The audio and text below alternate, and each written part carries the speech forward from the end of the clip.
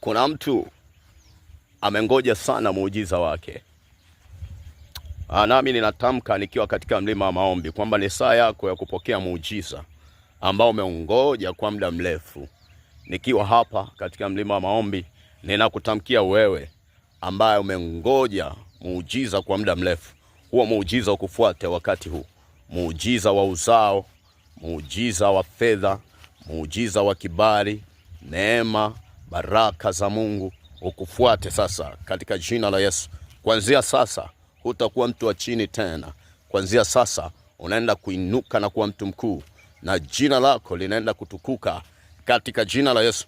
Pokea hiyo neema, pokea hiyo neema ambayo imeachiliwa kutoka juu mbinguni katika mlima huu wa maombi. Pokea majibu yako ambayo umeangoja kwa muda mrefu katika jina la Yesu. Wewe mama, dada, kaka na baba, pokea majibu yako leo katika jina la Yesu Kristo. Neema yenye kukusaidia imeachiliwa juu yako leo katika jina la Yesu Kristo. Inuka mahali hapo ulipokata tamaa, sema ni saa yangu ya kupokea muujiza wangu. Hakika muujiza wako uko pamoja na wewe.